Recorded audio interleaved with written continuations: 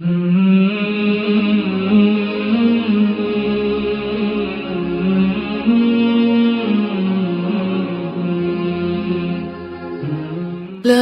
إله إلا الله محمد رسول الله نحمده ونصلي على رسوله الكريم أما بعد فأعوذ بالله من الشيطان الرجيم بسم الله الرحمن الرحيم رب اشرح لي صدري ويسر لي أمري واحلل عقدة من لساني يفقهوا قولي۔ صفحہ نمبر 57، فصل صوم، جمعہ اور نماز جمعہ کے آداب۔ اگرچہ جمعہ مردوں پر فرض ہے، لیکن چونکہ آپ سب کو بھی الحمدللہ اللہ کے فضل سے ہر جمعہ کو نماز پڑھنے کا موقع ملتا ہے، تو اس لیے یہ چیپٹر آپ کے لیے بھی خاصی دلچسپی کا ہے۔ جمعہ کی فضیلت کے بارے میں سبھی جانتے ہیں کہ تمام دنوں میں سے وہ چنا ہوا دن ہے۔ آپ نے دیکھا ہے کہ اللہ تعالیٰ نے جتنی بھی چیزیں بنائی ہیں سب کو برابر نہیں بنایا، خواہ وہ انسان ہو، خواہ درخت ہو، خواہ دن ہو یا مہینے ہو یا سال ہو، یا اسی طرح خود انسان کے جسم کے اندر اعضاء ہوں، ہر چیز میں درجے رکھیں، پیغمبروں میں درجات رکھیں، انسانوں میں رکھیں، اور یہ اللہ تعالیٰ کا بنایا ہوا ایک نظام ہے۔ اس کی کیا حکمت ہے وہی بہتر جانتا ہے۔ دنوں میں سے بہترین دن جمعہ کا دن ہوتا ہے۔ صحیح مسلم کی روایت ہے، خیر یوم طلعت فیہ الشمس یوم الجمعۃ، بہترین دن جس دن سورج نکلتا ہے، طلوع ہوتا ہے، وہ جمعہ کا دن ہے۔ وفیہ خلق آدم علیہ السلام، اسی دن آدم علیہ السلام کی تخلیق کی گئی، یعنی جمعہ کے دن۔ وفیہ ادخل الجنۃ، اور اسی دن میں وہ جنت میں داخل کیے گئے۔ وفیہ اخرج منہا، اور اسی دن وہ جنت سے نکالے گئے۔ ولا تقوم الساعۃ الا فی یوم الجمعۃ، اور قیامت قائم نہ ہوگی مگر جمعہ کے دن۔ تو اس سے پتہ چلتا ہے کہ جمعہ کا دن اسلام میں ایک اہم دن ہے، اور اس سے کئی ایک تاریخی کام بھی وابستہ ہے۔ خود انسانوں کی تخلیق کا آغاز اسی دن میں ہوا۔ عام مسلمانوں کے لیے جمعہ کا دن ایک عبادت کا دن ہے، یعنی کس اعتبار سے اسے دوسرے دنوں پر فضیلت ہے؟ نمبر 1 تاریخی اعتبار سے، ہسٹوریکلی، اور نمبر 2 عبادت کے اعتبار سے، اور اس میں خاص طور پر جمعہ کی نماز اہم ہے۔ سورۃ الجمعہ آیت نمبر 9 میں اللہ سبحانہ وتعالی ارشاد فرماتے ہیں، یا ایھا الذین آمنوا اذا نودی للصلاۃ من یوم الجمعۃ فاسعوا الی ذکر اللہ وذروا البیع، اے لوگوں جو ایمان لائے ہو، جب جمعہ کے دن نماز کے لیے پکارا جائے، آذان دی جائے، تو اللہ کے ذکر کی طرف دوڑ پڑو، یعنی سب کام کاج چھوڑ دو۔ وذروا البیع، اور خاص طور پر کیا چھوڑ دو؟ تجارت چھوڑ دو۔ واتقوا اللہ لعلکم تفلحون، اور اللہ سے ڈرو تاکہ تم کامیاب ہو سکو۔ تو گویا جمعہ کا دن کامیابی حاصل کرنے کا دن ہے۔ جمعہ کی نماز مردوں پر واجب ہے۔ صحیح مسلم کی حدیث ہے، لَيَنْهَيَنَّ أَقْوَامٌ وَدْعَهُمْ الْجُمَعَاتُ، لَيَنْهَيَنَّ، البتہ ضرور باز آئیں گے، رکیں گے، اقوام لوگ، من وَدْعِهِمْ، اپنے چھوڑنے سے، وداع کہتے ہیں نا الوداع کرنا، الجمعات جمعہ کو، یعنی جمعہ کے نماز کو چھوڑنے سے ضرور باز آ جائیں۔ او لَيَخْتَمَنَّ اللَّهُ عَلَى قُلُوبِهِمْ، ورنہ اللہ سبحانہ وتعالی ضرور ان کے دلوں پہ مہر لگا دے گا۔ قرآن مجید میں آتا ہے نا، ختم اللہ علی قلوبہم، اللہ نے ان کے دلوں پر مہر لگا دی۔ تو وہ کون سے جرائم ایسے ہیں کہ جن کی وجہ سے دلوں پر مہر لگتی ہے؟ ان میں سے ایک جرم جمعہ کی نماز کا ترک کرنا ہے۔ ثم لَيَكُونَنَّ مِنَ الْغَافِلِينَ، پھر وہ ضرور غافل لوگوں میں شمار ہوں گے۔ تو اس سے پتہ یہ چلتا ہے کہ جمعہ کی نماز عام نمازوں کی نسبت بھی زیادہ اہم ہے۔ اس سے یہ مطلب نہیں کہ عام نمازوں کی اہمیت نہیں، وہ بھی بہت اہم ہے، لیکن ان نمازوں میں پھر جمعہ کی نماز خاص طور پر بہت ضروری ہے۔ یہ حدیث بھی صحیح مسلم کی تھی۔ تو جمعہ کا دن اگر ایک خاص دن ہے تو اس دن ہمیں کیا کرنا چاہیے؟ تو اس کے بارے میں یہ آداب لکھتے ہیں۔ یہ لکھتے ہیں کہ آداب جمعہ 15 ہیں، 15 ہیں۔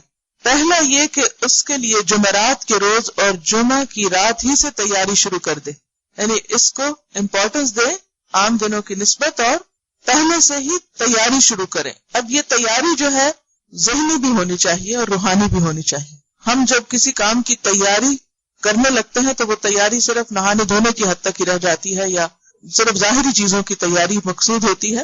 یہاں بھی انہوں نے خصوصی طور پر کپڑے دھونے اور نماز جمعہ کی ادائیگی کے لیے خود کو تیار کرنے کی بات کی، یعنی نیت کیا ہونی چاہیے کہ مجھے کل جمعہ پڑھنا ہے، اور اس کے لیے میں اب سے اہتمام شروع کروں، تاکہ کوئی وجہ ایسی نہ بنے، کوئی چیز ایسی رکاوٹ نہ ہو کہ جو جمعہ کی نماز میں خلل انداز ہو۔ دوسرا، جمعہ کے دن غسل کرے جیسا کہ صحیحین میں آیا ہے۔ صحیحین کیا چیز ہے؟ بخاری اور مسلم، 2 حدیث کی کتابوں میں یہ روایت موجود ہے جس میں تاکید کی گئی ہے کہ جمعہ کے دن غسل کرنا چاہیے، یعنی نہانا دھونا چاہیے۔ اور غسل میں بہتر یہ ہے کہ جمعہ کے وقت سے تھوڑا سا پہلے غسل کرے تاکہ نماز سے پہلے بالکل صاف ستھرا ہو، فریش ہو۔ اگرچہ جمعہ کا دن کب سے شروع ہو جاتا ہے؟ جمعرات کے دن کے اختتام سے، یعنی جب سے جمعہ کی رات شروع ہوتی، کیونکہ اسلامی کیلنڈر میں پہلے رات آتی ہے اور پھر دن آتا ہے، یعنی مغرب کے فوراً بعد سے سمجھو کہ آپ جمعہ کے دن میں داخل ہو گئے، اور اس وقت سے لے کے آپ جمعہ کی نماز تک کسی وقت بھی غسل کر سکتے ہیں، لیکن زیادہ افضل کیا ہے کہ رائٹ بفور جمعہ غسل کیا جائے۔ لیکن اگر ایسا ممکن نہ ہو تو کسی بھی وقت غسل کیا جا سکتا ہے، لیکن نیت میں وہ غسل جمعہ ہی ہو۔ تیسرا، بدن کو پاک صاف کر کے خوشنما بنائے، یعنی زینت کا بھی اہتمام کرنا چاہیے کیونکہ اہم دن ہے۔ ناخن کاٹے، مسواک کرے، مسواک تو ہر نماز کے ساتھ ہونا چاہیے لیکن خصوصی طور پر اپنی صفائی ستھرائی کا اہتمام، اور تمام فضلات یعنی میل کچیل کو جن کا پہلے ذکر ہو چکا ہے طہارت کے باب میں، ان کو اپنے جسم سے دور کرے، خوشبو لگائے اور اپنے بہترین کپڑے پہنے، یعنی اس دن کا لباس عام دنوں کے لباس سے مختلف ہونا چاہیے، اس دن کو اہمیت دینی چاہیے، اس کا اہتمام کرنا چاہیے۔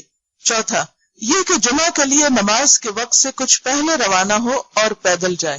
پیدل جانے کی بات اس لیے خاص طور پر کی ہے کہ ایک ایک قدم کا اجر لکھا جاتا ہے، خصوصاً اگر آپ عمرے پر گئے ہوں تو آپ نے دیکھا ہوگا کہ پہلی اذان سے پہلے ہی لوگ صبح 11 بجے سے اپنی سیٹ لینے کے لیے مسجد میں پہنچنا شروع کر دیتے ہیں، اور اگر آپ کسی بلند اونچی عمارت سے نیچے جھانکے تو عجیب منظر ہوتا ہے کہ درمیان میں مسجد ہوتی ہے اور چاروں طرف سے لوگ بس چل چل کے آ رہے ہوتے ہیں، دور دراز سے پیدل چل کے آ رہے ہوتے ہیں، تو بہت ہی خوبصورت منظر ہوتا ہے۔ وہ پیدل چلنے کی انہوں نے خاص طور پر بات کیوں کی ہے؟ کیونکہ جب بہت سے مسلمان اکٹھے پیدل چل کے ایک طرح سے مارچ کرتے ہوئے کسی جگہ پر جا رہے تھے تو اس سے ایک روب بھی قائم ہوتا، اس سے ایک عجب منظر ہوتا ہے جو سب دیکھنے والوں کو متاثر کرتا ہے۔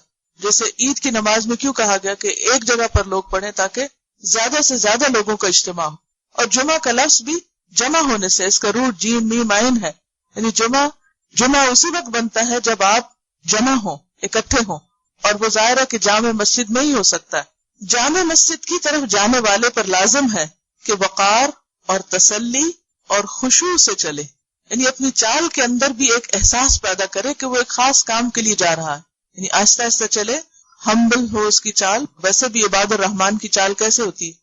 وعباد الرحمن الذین یمشون علی الارض ہونا، لیکن خصوصاً جب وہ عبادت کے لیے جا رہے ہیں۔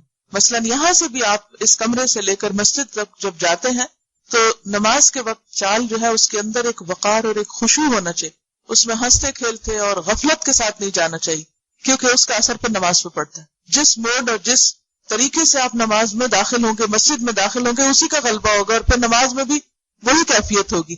لیکن اگر آپ اس خشوع کا اہتمام پہلے سے شروع کر دیں، اور خشوع اصل میں دل کا خشوع ہوتا ہے، دل کا جھکاؤ ہوتا ہے، دل کا احساس ہوتا ہے، تو اس حالت کے ساتھ اگر آپ قدم اٹھاتے ہیں اور اللہ کا ذکر کرتے ہوئے اس طرف بڑھتے ہیں تو یقینی طور پر آپ جمعے کے اندر ایک حقیقی روحانیت محسوس کریں گے۔ اور پھر یہ کہ تسلی کے ساتھ جائے، سکون کے ساتھ، دھکم پیل نہ کرے، کسی کو رش نہ کرے، کسی کو کاٹے نہیں اور کسی کو دھکا دے کے رستہ بنا کے نہ جائے، بلکہ لوگوں کا بھی خیال رکھے کہ اگر اس کے آگے کوئی بچہ ہے یا کوئی بزرگ ہے یا کوئی اور مشکل ہے یا تو پھر کوئی اور رستہ اختیار کر لے جو شارٹ کٹ ہو اور لوگوں کو تکلیف نہ دے۔ اگر وہ جلدی پہنچنا چاہتا ہے کہ وہ پہلی صف تک جا پہنچے، اور اگر وہ ممکن نہ ہو تو پھر جس حال میں ہے وہیں پر صبر کے ساتھ آہستہ آہستہ قدم اٹھا کر جائے۔ جامع مسجد کی طرف جانے والے پر لازم ہے کہ وقار اور تسلی اور خشوع سے چلے، اور مسجد سے نکلنے کے وقت تک مسجد میں اعتکاف کرنے کی نیت کرے۔ اعتکاف ہوتا ہے ایک جگہ جم کر بیٹھ کر اللہ کی عبادت کرنا اور اللہ کا ذکر کرنا۔ مراد سے یہ کہ جتنی دیر مسجد میں ہو، جب اعتکاف کی نیت کرے گا تو پھر کوئی دنیا کی باتیں نہیں کرے گا، پھر اس میں یا تو وہ خطبہ سنے گا، نماز پڑھے گا، نوافل ادا کرے گا، ذکر کرے گا، تسبیح کرے گا، قرآن کی تلاوت کرے گا، لیکن ادھر ادھر کی ہنسی مذاق اور گپ شپ سے پرہیز ہوگی۔ پانچواں یہ کہ لوگوں کی گردنیں نہ پھلانگے اور معقول گنجائش کے بغیر دو آدمیوں کے درمیان میں نہ بیٹھے۔ آپ صلی اللہ علیہ وسلم ایک مرتبہ خطبہ دے رہے تھے تو ایک شخص دیر سے آیا، لیٹ آیا، اور پھر آتے ہوئے لوگوں کو کاٹتا ہوا آگے آ کے بیٹھا، تو آپ صلی اللہ علیہ وسلم نے فرمایا آنیت و آبیت، دیر سے آئے ہو اور تکلیف دے رہے ہو، یعنی اگر تمہیں اتنا ہی شوق تھا کہ اگلی صف میں بیٹھتے اور قریب ہو کے خطبہ سنتے تو پھر اس کے لیے آنا بھی جلدی چاہیے تھا، تاخیر نہیں کرنی چاہیے تھی. تو یا تو انسان پھر بہت پہلے گھر سے نکلے تاکہ لوگوں سے پہلے وہ اگلی صف میں بیٹھے، یا پھر یہ ہے کہ اگر تاخیر سے آئے تو جہاں جگہ ملے وہاں بیٹھ جائے. لیکن جہاں جگہ سے مراد یہ نہیں کہ آپ راستے میں بیٹھ جائیں اور لوگوں کے لیے بلا وجہ دشواری پیدا کریں کہ وہ لازمی پھر آپ کی گردنیں پھلانگ کر ہی جائیں. جگہ خالی ہو تو پھر بچتے بچاتے. گردن پھلانگنے سے مراد یہ کہ دو لوگ جڑ کے بیٹھے تو ان کے کندھے کے اوپر سے پھلانگے. اور اسی طرح اگر تھوڑی جگہ ہے اور اس کو وہ جگہ پسند ہے تو وہ اپنی مرضی کرنے کے لیے ان لوگوں کو ہٹا کے تو خود بیچ میں گھس کے نہ بیٹھے. ویسے بھی آداب مجلس کے خلاف ہے کہ لوگوں کو ستا کے اور ساری مجلس کو ڈسٹرب کر کے ان کے بیچ میں جگہ بنانا. یعنی پھر جہاں پر خالی جگہ اور مناسب ہو وہاں بیٹھے. بات یہ ہے کہ جو پہلے آنے والے ہیں ان پر لازم ہے کہ وہ پہلی صفوں کو پورا کریں. یہ بات درست نہیں ہے کہ پہلی صفوں کو خالی چھوڑ کر انسان آخری صف میں کھڑا ہو جائے، الا کہ کوئی مجبوری ہو. بعض اوقات ایسا ہوتا ہے کہ کوئی بچے چھوٹے ہیں یا فوراً نکلنا ہوتا ہے یا کوئی اور مسئلہ ہے تو اس میں انسان پیچھے کھڑا ہو سکتا ہے لیکن سائڈ پر ہو کر، ایک طرف ہو کر. ورنہ عام نمازوں میں بھی اور جمعے کی نماز میں بھی مسجد میں رینڈملی ادھر ادھر نہیں بیٹھنا چاہیے بلکہ آگے آگے ہو کر بیٹھنا چاہیے تاکہ دوسروں کے لیے تکلیف کا باعث نہ ہو. کیونکہ لکھا کہ ہاں اگر کوئی خالی جگہ دیکھے تو آگے چلا جائے، لیکن اس میں بھی تھوڑا بے شک طویل راستہ ہو مگر لوگوں کو اذیت نہ ہو. اس سے آپ اندازہ کر سکتے ہیں کہ ہمارے دین میں عبادات کے آداب کیا ہیں. اپنی عبادت کے لیے اور اپنی تسبیح کے لیے آپ دوسروں کو مت ستائیں. چھٹا یہ کہ کسی نمازی کے آگے سے نہ گزرے. اگر کوئی نوافل وغیرہ پڑھ رہے ہیں تو اس صورت میں آگے سے نہ گزرے. خصوصاً حرم میں جو سب سے زیادہ تکلیف دہ چیز ہوتی ہے وہ یہ کہ لوگ اس بات کا بالکل دھیان نہیں کرتے کہ کون نماز پڑھ رہا ہے. نماز پڑھنے والے کو بھی چاہیے کہ اپنے آگے کو سترہ رکھ لے، خواہ اپنا بیگ ہو یا کوئی بھی چیز ایسی ہو تاکہ دوسرے اگر گزرے تو پھر اس کے پار سے گزرے. اور اسی طرح اگر کوئی گزر رہا ہے تو ہاتھ سے روکنا بھی چاہیے، گزرنے نہیں دینا چاہیے. بعض اوقات بچے کھیل بنا لیتے ہیں، ہر وقت نمازی کے آگے سے گھوم پھر رہے ہیں. تھوڑا بہت تو ٹھیک ہے لیکن بچوں کو بھی ادب سکھانا چاہیے اور عین نماز کے وقت میں انہیں گھومنے نہیں دینا چاہیے، کیونکہ بعض اوقات گھومنے کا بھی اندیشہ ہوتا ہے اور بعض اوقات دوسروں کی نماز میں خشوع میں بہت فرق پڑتا ہے. تو اگر بچوں کو ساتھ لے کر جائیں تو کوشش کریں کہ اپنے ساتھ ہی ان کو کھڑا کریں. ساتواں یہ کہ پہلی صف میں بیٹھنے کی کوشش کرے. اگر وہاں کوئی قباحت محسوس کرے تو پیچھے بیٹھنے میں کوئی حرج نہیں، یعنی کوئی گناہ نہیں، کیونکہ جمعہ کے احکام زیادہ تر یہ مردوں ہی کے لیے ہیں. اس کا یہ مطلب نہیں کہ عورتیں نہیں کر سکتی. عورتوں کے لیے ویسے پچھلی صف پسندیدہ ہے، لیکن اگر پچھلی صف میں اتنا ہنگامہ ہے یا یکسوئی نہیں ہوتی تو اس صورت میں نیت پر ڈیپینڈ کرتا ہے. مسجد نبوی کے اندر کوئی کرٹن نہیں تھا، بیچ میں کوئی پارٹیشن نہیں تھی، ایک ہی مسجد تھی. آگے مرد ہوتے تھے، بیچ میں بچے ہوتے تھے اور اس کے پیچھے عورتیں ہوتی تھی. اب یہ ہے کہ کوئی چونکہ حجاب بیچ میں نہیں تھا تو جس کی وجہ سے پھر عورتیں مردوں کے جب قریب ہوتی تو وہ پسندیدہ نہیں تھا. لیکن اگر بیچ میں باقاعدہ پارٹیشن ہے اور ایک الگ حصہ بنا ہوا ہے تو اس صورت میں اگر آپ کہیں بھی کھڑے ہو جائیں، اللہ یہ کہ آپ سمجھتے ہیں کہ پارٹیشن ایسی ہے کہ جس میں پھر وہ کیفیت نہیں آتی. کیونکہ اصل مقصود کیا ہے کہ جب ہم نماز کی حالت میں کھڑے ہوں تو ہمارے اوپر ایک خاص کیفیت آ رہی ہے اور ہر طرح کی ڈسٹریکشنز دور ہوں. اور اگر وہ ڈسٹریکشن باقی ہے اور دھیان کہیں اور ہے تو پھر وہ نقصان دہ ہے. اس لیے پچھلی صف پسندیدہ. آٹھواں یہ کہ جب امام اپنے حجرے سے باہر نکل آئے، حجرے سے مراد وہ چھوٹا کمرہ کہ جو مسجد کے ساتھ ایڈجسنٹ ہوتا ہے جس میں عموماً امام انتظار کرتا ہے. آپ نے دیکھا ہوگا کہ حرم کے امام خطیب میں جا کر انتظار کرتے ہیں اور پھر جب عین وقت ہوتا ہے تو فوراً نکل کر باہر آ جاتے ہیں. تو ذکر اور نفل پڑھنا ختم کر دے. یعنی امام کے ممبر پر آنے کے بعد اپنا ذکر اور اپنی تسبیح اور قرآن کا پڑھنا اور نوافل ختم. اب وہ کیا کرے؟ خطبے کی طرح متوجہ ہو جائے. الا یہ کہ آپ مسجد میں داخل ہوئے ہیں اور مسجد میں داخلے کے نفل جو ہیں وہ آپ پر واجب ہیں تو وہ ادا کر لیں. اذان کا جواب دے اور پھر توجہ سے خطبہ سنیں. اذان کا جواب دینا بہت ہی خوش قسمتی کی بات ہے اور خصوصاً میں سمجھتی ہوں کہ یہاں آپ کو ایک طرح سے انتظار کرنا چاہیے اور اس کی طرف توجہ رکھنی چاہیے، کیونکہ اذان کا جواب دے کر یعنی خاموشی سے سن کر اس کے بعد جو دعا کی جاتی ہے وہ رد نہیں ہوتی. لیکن بعض اوقات جب میں اذان کے وقت لوگوں کو بولتے ہوئے دیکھتی ہوں اور خصوصاً جو اصلی اذان، ایک تو نا ہم نقلی اذانیں سنتے رہتے ہیں سارا وقت وہ جو کمپیوٹر پہ، خیر اس کا بھی ادب لازم ہے، لیکن یہ ہے کہ خصوصی طور پر وہ اذان جو مسجد سے ہو رہی ہو اس کو سننا اور پھر اس کا جواب دینا اور پھر اس وقت دعا کرنا، یہ دن کے قیمتی ترین لمحات میں سے ہوتا ہے. کسی بھی قیمت پر ان لمحات کو نہ گنوائیں بلکہ ان کا انتظار رکھیں، کیونکہ ایک نماز کے بعد دوسری نماز کا انتظار جو ہے یا اذان کا انتظار جو ہے اسے رباط کہا گیا ہے. یہ جو قرآن پاک میں سورۃ آل عمران میں آتا ہے نا، یا ایھا الذین آمنوا اصبروا وصابروا ورابطوا، تو رابطوا کا مطلب تیاری بھی ہے. تو وہ تیاری کس چیز کی؟ نماز کی تیاری. اور تیاری کہاں سے شروع ہوگی؟ اذان سے.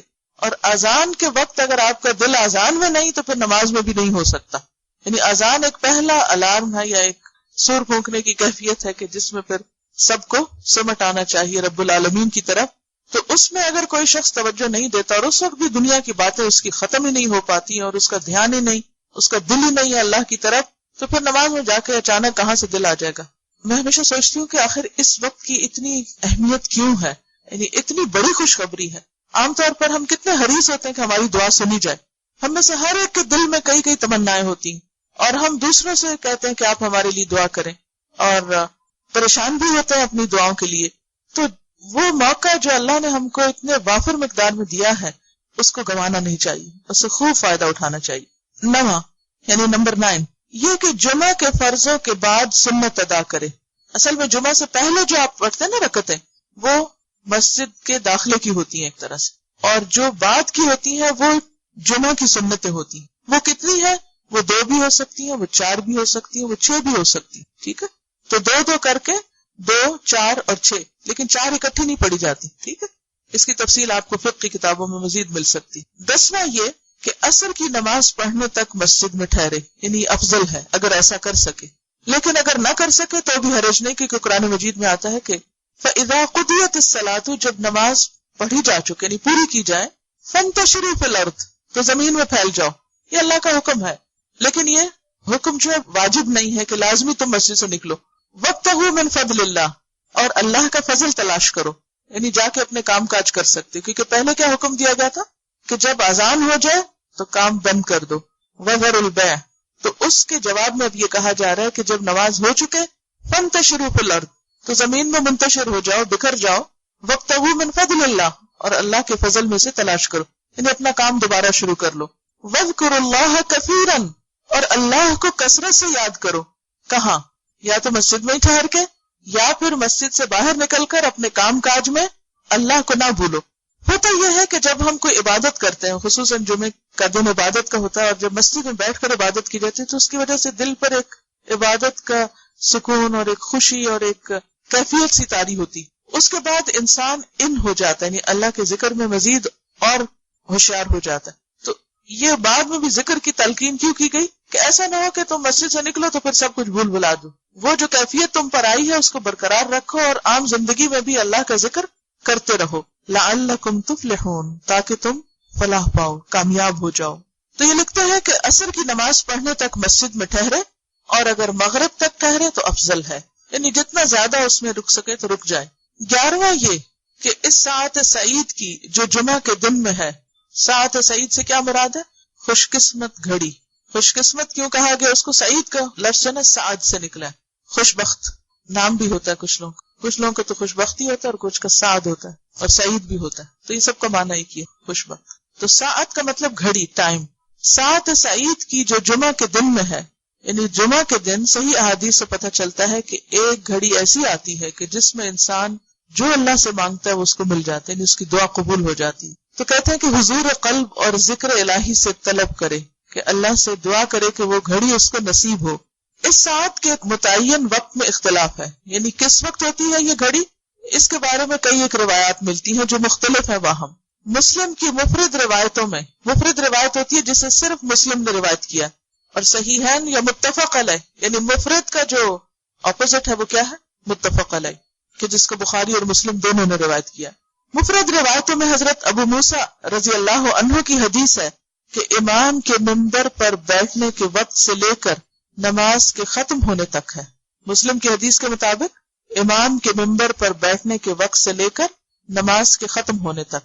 ایک اور حدیث میں ہے کہ وہ امام کے خطبے سے فارغ ہونے سے لے کر نماز ختم ہونے تک ہے. تو نماز بھی تو دعاؤں کا مجموعہ ہے. اگر اس دوران وہ گھڑی آ جاتی ہے اور آپ کا دل نماز میں حاضر ہے تو آپ جو بھی پڑھ رہے ہیں قبول ہو جائے گا انشاءاللہ. ایک اور حدیث میں ہے کہ وہ امام کے خطبے سے فارغ ہونے سے لے کر نماز ختم ہونے تک ہے. حضرت جابر کی حدیث میں ہے کہ وہ عصر کے بعد کی آخری ساعت ہے، یعنی سورج غروب ہونے سے پہلے کا وقت ہے. حضرت انس کی حدیث میں ہے کہ اسے عصر سے لے کر غروب آفتاب تک تلاش کرو. یہ حدیث جو ہے یہ حسن ہے، ترمذی نے اس کی روایت کیا. کون سی؟ عصر سے لے کر غروب آفتاب تک. حضرت ابوبکر اسرم نے کہا یہ احادیث 2 وجہوں سے خالی نہیں. یعنی اتنا اختلاف کیوں ہے؟ یا تو بعض احادیث بعض سے زیادہ صحیح ہوں گی، یعنی ایک وجہ تو یہ ہے، اور یا پھر یہ ساتھ مختلف اوقات میں منتقل ہوتی رہتی ہوگی، جیسا کہ لیلۃ القدر رمضان کی آخری 10 راتوں میں منتقل ہوتی رہتی، یعنی ایک جمعہ کو مثلا خطبے کے دوران کی گھڑی ہے اور پھر کسی اور میں نماز کے بیچ کی، کسی اور میں عصر کے وقت کی، تو اس وجہ سے ایک وقت نہیں بتایا، پھر تو کیا ہوتا اگر ایک وقت پتہ چل جاتا، بس اس وقت میں ہم تھوڑا سا اہتمام کر لیتے اور باقی وقت بھول جاتے. یا یہ بھی ہو سکتا ہے کہ یہ سارے اوقات ہوں، یعنی اگر ایک گھڑی مس ہو گئی تو اگلی پہ آپ کیچ کر لیں اس کو، وہ مس ہو گئی تو اگلی پہ چلے جائیں، تاکہ بار بار دھیان رہے. یہ اللہ کی رحمت ہے کہ ہمارے لیے اتنی وسعت رکھی ہے. 12واں یہ یعنی 12واں ادب کیا ہے کہ اس دن رسول اللہ صلی اللہ علیہ وسلم پر درود بہت زیادہ پڑھے، یعنی جمعہ کے دن کی خاص عبادت ہے. نبی صلی اللہ علیہ وسلم سے مروی ہے. اب یہ جو حدیث ہے یہ موضوع ہے، پہلے ہی بتا دوں تاکہ آپ اس کو پڑھ کر اس سے متاثر نہ ہو، کہ آپ نے فرمایا جو آدمی جمعہ کے دن مجھ پر 80 مرتبہ درود شریف پڑھے اس کے 80 سال کے گناہ معاف ہو جاتے ہیں. اس کا ٹیکسٹ ہی بتا رہا ہے کہ یہ بات کچھ عقل کو نہیں لگتی. اگر پسند کرے تو درود میں آپ کے لیے دعا کا اضافہ بھی کر لے، جیسا کہ یہ دعا ہے: اللہم آت محمدا الوسیلۃ والفضیلۃ والدرجۃ الرفیعۃ وابعثہ مقاما محمودا الذی وعدتہ اللہم اجزی نبینا عنا ما هو اہلہ. دعا تو اچھی ہے اور اذان کے بعد بھی اس کا کچھ حصہ پڑھا جاتا ہے، لیکن یہ جو فضیلت بتائی گئی یہ درست نہیں. موضوع حدیث کون سی ہوتی ہے؟ من گھڑت، فیبریکیٹڈ، جو خود سے بنا لی گئی ہو، اس کی اصل کچھ نہیں. اور ترجمہ ہے اس دعا کا: اے اللہ حضرت محمد صلی اللہ علیہ وسلم کو مقام وسیلہ اور فضیلت اور بلند درجہ عطا فرما، اور آپ کو مقام محمود پر پہنچا جس کا تو نے ان سے وعدہ کیا. اے اللہ ہمارے نبی کو ہماری طرف سے وہ جزا عطا فرما جس کے وہ اہل ہیں. خود ابن الجوزی نے ان کی ایک اور کتاب ہے الواہیات. اردو میں واہیات کا لفظ جو ہے یہ اور معنوں میں استعمال ہوتا ہے، عربی میں واہی کا لفظ کمزور کے معنوں میں، یعنی کمزور احادیث. تو انہوں نے ایک کتاب میں ان کو جمع کیا ہے. اب آپ یہ سوچیں گے کہ انہوں نے یہاں پھر کیوں لکھ دیا، تو بعض اوقات ایسا ہوتا ہے کہ ایک مؤلف ایک کتاب لکھتا ہے اور وہ لکھ چکا ہوتا ہے، یہ ایک بات بیان کر چکا ہوتا ہے، تو علم کی تو کوئی لمٹ نہیں، اس کے بعد پھر کچھ اور پڑھتا ہے تو پتہ چلتا ہے کہ وہ یہ بات تو درست نہیں تھی. پھر وہ اپنے ہی کیے ہوئے کو کہاں سے وہ نکال کے، اب ان کی کتابیں تو انہوں نے ہزاروں صفحات لکھی، اب وہ زندگی کہاں کے پورے ہزاروں صفحات دوبارہ کھولے جائیں اور دیکھا جائے کہ کہاں میں کیا لکھ چکا ہوں. تو بہرحال انہوں نے ساتھ ساتھ پھر ایسی کتابیں بھی لکھ دی کہ جس میں ان احادیث کو بیان کر دیا کہ جو ضعیف ہیں یا موضوع ہیں یا کمزور ہیں، جن کا درجہ صحیح کا درجہ نہیں ہے. اور پھر بعد والوں کا کام یہ ہے کہ وہ جب پڑھیں اور پڑھائیں تو ان کتابوں کو بھی کنسلٹ کریں اور کراس چیک کر کے ریفرنسز اور بات کو اپنی جگہ پر فکس کریں. اردو ورژن تو چونکہ ٹرانسلیشن ہے، اس میں نہیں ہمیں پتہ چلتا کہ انہوں نے جو احادیث کوٹ کی ہیں اس کا درجہ کیا ہے، لیکن الحمدللہ عربی کا جو ورژن ہے اس میں تخریج ہوئی، یعنی تخریج شدہ ہے. تو اگر آپ اردو کے ساتھ عربی کو ملا کر پڑھیں تو آپ کو پتہ چل جائے گا کہ احادیث کا مرتبہ کیا ہے. تو یہ موضوع حدیث ہے. درود کے ساتھ استغفار کو بھی ملا لے کہ اس دن میں استغفار کرنا مستحب ہے، پسندیدہ ہے، کوئی بھی ذکر اچھا ہے. 13واں یہ کہ سورۃ کہف پڑھے. حضرت عائشہ رضی اللہ عنہا کی روایت سے حدیث میں آیا ہے، اور یہ حدیث بھی ضعیف جداً ہے، صرف ضعیف نہیں بلکہ ضعیف بھی بہت زیادہ ضعیف ہے، لیکن اس کا آخری حصہ جو ہے وہ صحیح مسلم میں آیا ہے، وہ میں وہاں آپ کو بیان کر دوں گا. رسول اللہ صلی اللہ علیہ وسلم نے فرمایا: کیا میں تمہیں ایسی صورت نہ بتاؤں جس کی عظمت نے زمین و آسمان کو بھر دیا ہے، اور اس کے لکھنے والے کے لیے بھی اتنا ہی اجر ہے، اور جو اس کو جمعہ کے دن پڑھے تو اس جمعہ سے لے کر جمعہ تک، یعنی اگلے جمعہ تک، اور 3 دن کے زیادہ بھی گناہ بخش دیے جاتے ہیں. اور جو آدمی سوتے وقت اس کی آخری 5 آیتیں پڑھے تو وہ رات کے جس حصے میں بھی اٹھنا چاہے گا اللہ اسے اٹھائے گا. تو لوگوں نے کہا ہاں اللہ کے رسول صلی اللہ علیہ وسلم ضرور بتائیے، تو آپ نے فرمایا سورۃ کہف. بہرحال ایک اور حدیث میں، اب یہ جو حدیث ہے یہ صحیح مسلم کی ہے، کہ جو اسے جمعہ کے دن یا جمعہ کی رات میں پڑھے گا، یعنی جمعہ کی رات وہی جو جمعہ سے پہلے آ جاتی ہے، وہ فتنے سے محفوظ رہے گا. اور ایک اور بات سے پتہ چلتا ہے کہ فتنہ دجال سے محفوظ ہے. اور اس کی جو پہلی 10 آیتوں سے متعلق حدیث ہے وہ بھی صحیح ہے کہ جو شخص اس کی پہلی 10 آیتیں پڑھے گا، یاد کرے گا، وہ فتنہ دجال سے محفوظ رہے گا. تو بہرحال اس میں کوئی شک نہیں کہ سورۃ کہف کا جمعہ کے دن پڑھنا فائدہ مند ہے. ایک اور روایت میں نور کا ذکر آتا ہے کہ ایک جمعہ سے دوسرے جمعہ تک اس کو نور نصیب ہوگا. اور نور کیا ہے دراصل؟ یہ نہیں کہ اگر بادل ہے تو اس کو روشنی نظر آئے گی، اس کا مطلب یہ ہے کہ اس کو اللہ کی طرف سے ایک بصیرت حاصل ہوگی، کیونکہ نور ایک باہر کا ہوتا ہے اور ایک انسان کے اندر کا ہوتا ہے. ایک دل کا نور ہوتا ہے، نگاہ کا نور ہوتا ہے. تو جب تک اندر کا نور نہ ہو انسان کا، باہر کا نور کتنا بھی ہو، بہت سے لوگ بہت روشنیوں میں رہتے ہیں، دن کے رات کو بھی روشنیوں میں رہتے ہیں، لیکن ان کے اندر بصیرت نہیں، نظروں میں کچھ نہیں آتا، حقیقت سے آگاہ نہیں. تو اس لیے بہت ضروری ہے کہ انسان اس نور کی دعا کرے. یہ ضعیف حصے میں سے آتا ہے کہ وہ رات کے جس حصے میں بھی اٹھنا چاہے گا اللہ اسے اٹھائے گا. لیکن ایک بات ہے، آپ صاحب تجربہ کر کے دیکھ لیں. اگر آپ رات کو سورۃ الملک پڑھیں اور اللہ سے دعا کریں کہ اللہ تعالیٰ مجھے اتنے بجے اٹھنا ہے، آپ تجربہ کر کے دیکھیں بغیر الارم کے آپ اٹھ جائیں گے انشاءاللہ. کیونکہ ہر رات سونے سے پہلے سورۃ الملک کا پڑھنا جو ہے وہ بھی مسنون ہے. صحیح حدیث میں آتا ہے کہ 30 آیات والی سورت، یعنی آپ کا اشارہ الملک کی طرف تھا، کہ جو رات کو سونے کے وقت اگر انسان پڑھے تو وہ اسے عذاب قبر سے محفوظ رکھیں گے، یعنی وہ اس کے لیے ایک طرح سے پروٹیکشن کا ذریعہ بنے گی. اور ایک بہت بڑی حقیقت ہے، اگر آپ رات کو واقعی اگر پڑھ نہ سکیں تو کم از کم سننا شروع کر دیں، کیونکہ سن سن کے یاد بھی ہو جائے گی، پھر آپ ساتھ ساتھ بھی پڑھ لیں گے.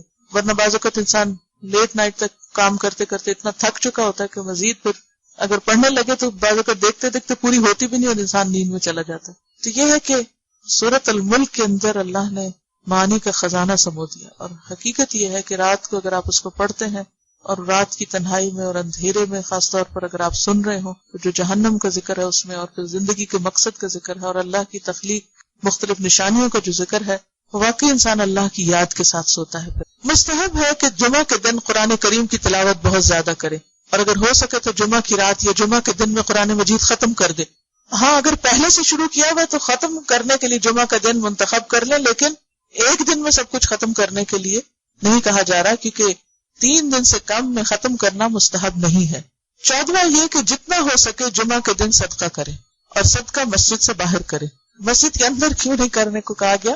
کیونکہ اس سے پھر مسجد کے آداب میں خلل آتا ہے، کیونکہ اس میں اگر پیسے کا لین دین اور باتیں شروع ہو جائیں اور وہاں پر اگر انسان لوگوں کو ڈھونڈنا شروع کر دے تو اس میں پھر عبادت گزاروں کی عبادت میں خلل آ سکتا ہے. یہ باہر بھی بہت سارے فقراء بیٹھے ہوتے ہیں، یہاں تو خیر نہیں وہ طریقہ، لیکن یہاں بھی میں نے سنا کہ کئی مسجدوں کے باہر لوگ مانگ رہے ہوتے ہیں. لیکن یہ ہے کہ عموماً عید کے دن اور جمعہ کے دن اگر آپ مسلمان ملکوں میں دیکھیں تو مسجدوں کے باہر بہت سے ایسے لوگ آپ کو ضرورت مند نظر آتے ہیں. تو انسان ایک اگر اپنے اوپر لازم کر لے کہ کچھ نہ کچھ ساتھ لے کر چلے، نیت کر کے چلے اور اللہ کے راستے میں خرچ کرے تو یہ فائدہ مند ہے. اور صدقہ مسجد سے باہر کرے. مستحب ہے کہ جمعہ کے دن نماز تسبیح پڑھے. 15واں یہ کہ جمعہ کے دن کو آخرت کے اعمال کے لیے رکھے اور دنیا کے تمام کام اس دن چھوڑ دے. یعنی اس دن کو ہفتے میں ایک دن کم از کم خصوصی طور پر، ویسے تو مومن کا ہر لمحہ آخرت کی تیاری کے لیے ہونا چاہیے، لیکن اس دن میں خصوصی طور پر عبادت کی طرف توجہ کرے تاکہ انسان کی روحانیت مضبوط ہو. کیونکہ ہم اتنے مکینیکل ہو جاتے ہیں دنیا کے کام کر کر کے، اور بعض اوقات جیسے قرآن مجید کا پڑھنا پڑھانا بھی شروع کرتے ہیں، کچھ عرصے کے بعد وہ بھی ایک مکینیکل عمل ہو جاتا ہے. تو اس سے بچنے کے لیے بہت ضروری ہے کہ ایک دن ایسا ہو کہ جس میں عام دنوں کی نسبت زیادہ عبادت ہو، خاص عبادت ہو، اور اس کو محسوس بھی کیا جائے تاکہ انسان کے اندر ایک انرجی آئے اور وہ بہتر طور پر اللہ کا ذکر اور عبادت کر سکے. ان کا سوال ہے کہ کیا یہ مناسب ہے کہ سورۃ کہف جمعہ کے بعد پڑھ لی جائے؟ پڑھی جا سکتی، کیونکہ مغرب تک جمعہ کا دن رہتا ہے، لیکن بہتر یہ ہے کہ جمعہ کی نماز سے پہلے پڑھ لی جائے، جیسے غسل پہلے کرنا ہوتا ہے. ان کا سوال ہے کہ کیا سورۃ کہف کی لسننگ جو ہے وہ ایسی ہے جیسے اس کو پڑھنا جو ہے وہ پڑھنا ہی ہے، لیکن اگر کسی وجہ سے انسان پڑھ نہیں سکتا تو لسننگ بھی فائدہ دے گی، لیکن آل ٹوگیدر نہ لسننگ کرے نہ پڑھے تو یہ درست نہیں. اگر کسی کو سورۃ الملک یاد ہے اور اگر نماز نہیں پڑھنا تو کیا سورۃ ملک پڑھ سکتے ہیں؟ جی ہاں پڑھ سکتے ہیں، کیونکہ نبی صلی اللہ علیہ وسلم ہر حال میں اللہ کا ذکر کیا کرتے تھے، اور چونکہ خواتین کے لیے دن کافی زیادہ ہو جاتے ہیں تو اس میں اسے آل ٹوگیدر اللہ کے ذکر سے الگ نہیں کیا جا سکتا. سورۃ آل عمران کی آخری آیات میں آتا ہے ان فی ذلک لآیات لأولی الالباب الذین یذکرون اللہ قیاما وقعودا وعلی جنوبہم. تو جنوب یعنی اپنے پہلوؤں پر بھی اللہ کو یاد کرتے ہیں، تو اس کا مطلب ہے کہ سونے سے پہلے یا سو کر اٹھ کر یا رات کو اگر آنکھ کھلتی ہے تو اللہ کو یاد کرتے ہیں. اللہ کا ذکر جو ہے وہ بغیر وضو کے کیا جا سکتا ہے. ایک چیز جو جمعے کے خطبے کے حوالے سے کہنا چاہوں گی، ایک اور حدیث سے ہمیں پتہ چلتا ہے کہ اگر خطبے کے دوران کوئی بول رہا ہو یا شور کر رہا ہو تو اس کو انسان اگر صرف اتنا بھی کہتا ہے نا چپ کر، تو اس کی بھی اجازت نہیں. آپ نے فرمایا کہ اس نے بھی لغو بات کی، والذین هم عن اللغو معرضون، الا یہ کہ کوئی بہت ایسی ایمرجنسی ہوگی، کوئی بہت ہی شور ہنگامہ ہو تو پھر انسان ہاتھوں سے لوگوں کو چپ کرا دے، لیکن آواز نہیں کوئی نکالنی چاہیے، بولنا نہیں چاہیے، کیونکہ اس سے وہ خطبے کے اندر خلل ہو سکتا ہے، بات سمجھ نہیں آ سکتی یا دھیان بڑھ سکتا ہے. بچوں کو جمعے کے لیے لے جانا بھی چاہیے، اور بعضوں کے چھوٹے ہوتے ہیں، باز نہیں آتے، تو اشارے سے انہیں بلانا یا پکڑ لینا یا اٹھا لینا یا اٹھا کر نماز پڑھنا، یہ سب جائز ہے، ایسا کیا جا سکتا. نبی صلی اللہ علیہ وسلم بعض اوقات نماز مختصر کر دیتے تھے بچوں کے رونے کی آواز سن کر، لیکن منع نہیں کیا. تو ایسی صورت میں ہمیں خود خیال رکھنا چاہیے کہ وہ حاضر تو ہو، اور اگر وہ بچپن سے حاضر ہو رہے ہوں مسجدوں میں تو آپ دیکھیں گے کہ انہیں فوراً پتہ چل جاتا ہے کہ اب یہ نماز کا وقت ہے اور اس میں ہمیں کیا کرنا ہے، وہ سیکھ جاتے ہیں. ایک پیمفلیٹ بھی چھپا ہوا ہے جمعہ کے آداب پر، اس کو بھی آپ لے سکتے ہیں. ان کا سوال یہ ہے کہ بعضوں کا صورت ملک جیسے زبانی یاد ہے اور آپ پڑھ رہے ہیں اور پڑھتے پڑھتے نیند آ جائے تو کوئی بات نہیں، وہ آپ کا اجر لکھا گیا، تو اسے اٹھ کے کمپلیٹ کرنے کی ضرورت نہیں، بس جتنی بھی ہو گئی بس ہو گئی انشاءاللہ. جزاکم اللہ. وآخر دعوانا ان الحمد للہ رب العالمین. سبحانک اللہم وبحمدک، اشہد ان لا الہ الا انت، استغفرک واتوب الیک. السلام علیکم ورحمۃ اللہ وبرکاتہ.